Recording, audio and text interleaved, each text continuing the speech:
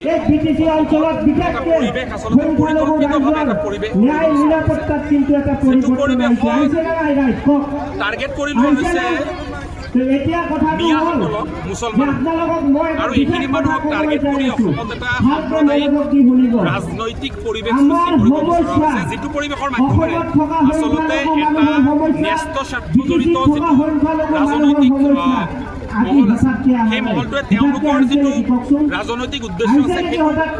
সফল হ'বৰ কাৰণে চেষ্টা কৰিছে তাৰ বাহিৰে আন একো এতিয়া আপোনালোকে নিশ্চয় দেখিছে যে উচ্ছেদ লৈ পেলাই ৰাজনীতি হৈছে কাৰণ উচ্ছেদ যিটো হৈছে সেই উচ্ছেদক কোনো মানুহে কিন্তু বিৰোধিতা কৰে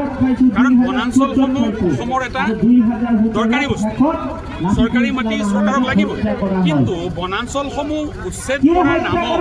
যদি কেৱল মুছলমানসকলক টাৰ্গেট কৰা হয় কেৱল সংখ্যালঘুসকলক টাৰ্গেট কৰা হয় তেতিয়াহ'লে মানি লোৱা নহ'ব আজি উচ্চতম ন্যায়ালয়ে হওক বা মাননীয় উচ্চ ন্যায়ালয়ে হওক উচ্ছেদক লৈ পেলাই গাইডলাইন কিছুমান দি থৈছে বিভিন্ন সময়ত জনাইছে যে উচ্ছেদ কৰিব পাৰে বা উচ্ছেদ কৰিব লাগে আৰু সেই উচ্ছেদ হ'বলৈ যাওঁতে এই উচ্ছেদিত মানুহখিনিক কি কৰিব লাগিব সেইটো কিন্তু কৈ থৈছে সেইটো ক'ৰবাত নহয় ক'ৰবাত ভংগ হৈছে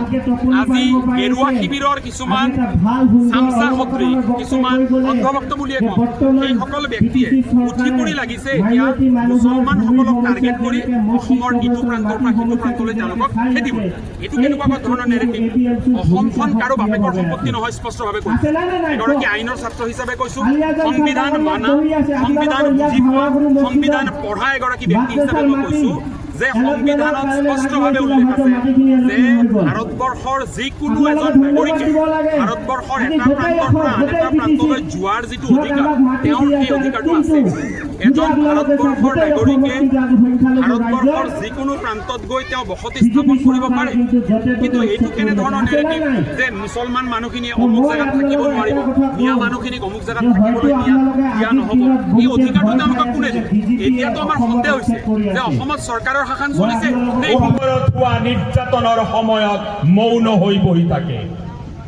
মই দুখ পাওঁ মই লাজ পাওঁ এটা জনগোষ্ঠীৰ ওপৰত ধৰ্মীয় মানুহ যিসকল আছে তেওঁলোকৰ ধৰ্ম কেৱল ইছলাম হোৱাৰ বাবে তেওঁলোক মুছলমান হোৱাৰ বাবে এই জনগোষ্ঠীটোৰ ওপৰত বিগত সময়ছোৱাত বিভিন্ন ৰাজনৈতিক দলে যি ধৰণে নিৰ্যাতন কৰি আহিছে সেই নিৰ্যাতনৰ উচিত প্ৰত্যুত্তৰ দিয়াৰ সময় সমাগত হৈছে আজি উচ্ছেদক লৈ গোটেই অসমত নতুন ৰাজনীতি হৈছে গৰাখহনীয়াত আক্ৰান্ত ভূমি